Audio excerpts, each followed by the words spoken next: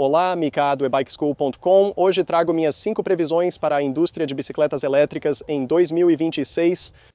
Faço isso há anos e, como sempre, no fim do vídeo reviso minhas previsões do ano anterior para ver o que acertei ou não. Isso me mantém honesto e garante que eu faça o meu melhor para tornar as previsões precisas. Minha primeira previsão para 2026, e essa é um pouco mais específica dos Estados Unidos. Algumas serão mais gerais, mas essa se aplica especificamente mais ao mercado dos Estados Unidos. Acredito que veremos mais regulamentações estaduais para bicicletas elétricas em 2026. Não acredito que veremos grandes mudanças no nível federal, pois ainda está longe de aprovar algo tão grande. Acredito que os estados do EUA vão impor cada vez mais regulamentações sobre bicicletas elétricas.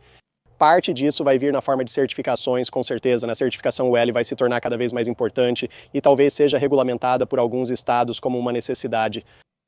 Além disso, acho que vamos continuar vendo algumas regulamentações de desempenho, sabe? Talvez sobre velocidade, talvez sobre potência, talvez sobre diferentes tipos de categorias, esse tipo de coisa. Acredito que veremos isso em 26, especialmente no nível estadual. Prevejo que as bicicletas estilo Sauron não terão futuro em 26. Muita gente comenta isso devido ao aumento das regulamentações voltadas para Sur-On, Talaria, Tudio e Ride Pro, HAR e esse tipo de bicicleta off-road, que alguns chamam de e-motos. Com mais regulamentações mirando esses veículos, algumas pessoas estão dizendo que vamos ver menos deles nas ruas, mas isso não é correto, só vamos ver mais. Não acredito que mais regulamentações nessas bicicletas afetem vendas ou uso. Penso que ocorrerá o oposto. Esses veículos continuarão populares entre pilotos jovens em 2026.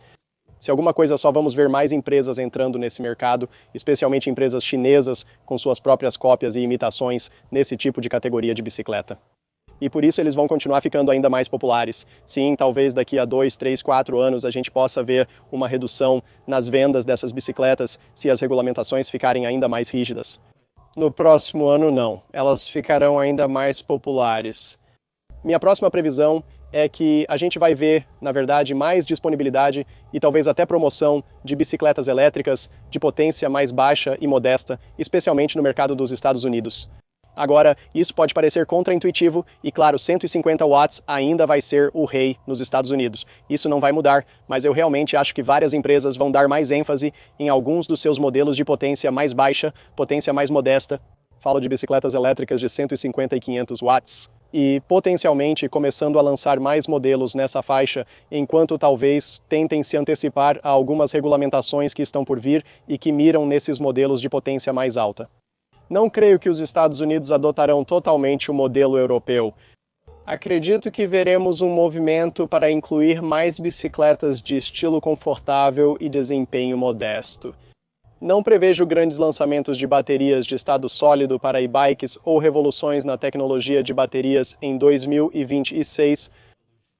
Menciono isso porque talvez tenham visto. Recentemente, a Donut anunciou baterias de estado sólido. Eles são mais conhecidos pelos seus motores sem cubo, que são como motores de aro popularizados na motocicleta Verge. Eles anunciaram que concluíram o equivalente à fusão a frio na mobilidade ao criar a primeira bateria de estado sólido realmente comercializável. Eles prometeram 100 mil ciclos de carga, resistência ao fogo, alta durabilidade, melhor densidade de energia e ampla faixa de temperatura. Costumo citar Carl Sagan. Afirmações extraordinárias exigem provas extraordinárias, e eles não apresentaram nenhuma evidência disso. Embora ainda possa acontecer este ano, depende de provarem que essas baterias existem. Não espere que isso chegue às bicicletas elétricas tão cedo. Ainda vou me surpreender se houver baterias de estado sólido realmente comercializáveis para motos elétricas ou similares. Uma empresa está dizendo, ei, se eles conseguiram, isso é ótimo, sabe? A pequena empresa finlandesa conseguiu se antecipar a todas as montadoras do mundo que trabalham nisso. Mas não espere isso nas e-bikes em 26. Baterias de estado sólido já existem, mas ainda levará alguns anos para se tornarem comuns e comercializáveis. Assim, seria possível produzir essas coisas em massa para e-bikes.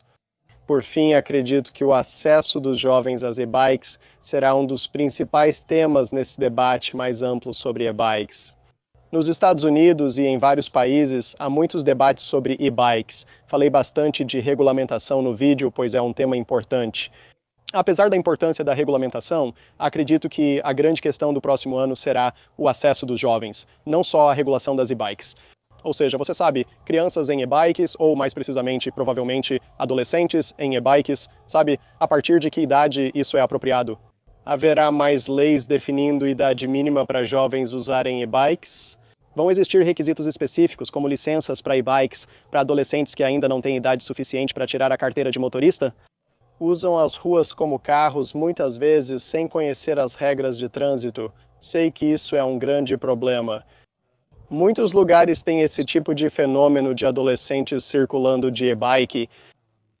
Curiosamente, há cerca de 10 minutos, ao iniciar este vídeo, alguns adolescentes em e-bikes passaram por aqui. E um garotinho, acredita se quiser, chutou meu tripé e minha câmera caiu enquanto eu estava filmando isso. E ele xingou comigo e saiu pedalando, coisa de maluco. Ainda acho que não vamos ver isso acontecer.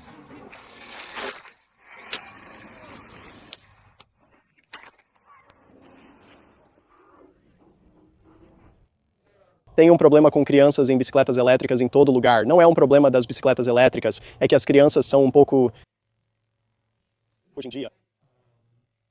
Mas eu acho que essa questão das crianças em bicicletas elétricas vai ser realmente o principal ponto em relação à regulamentação. Não é sobre quão rápidas são as bicicletas elétricas, nem quão potentes elas são.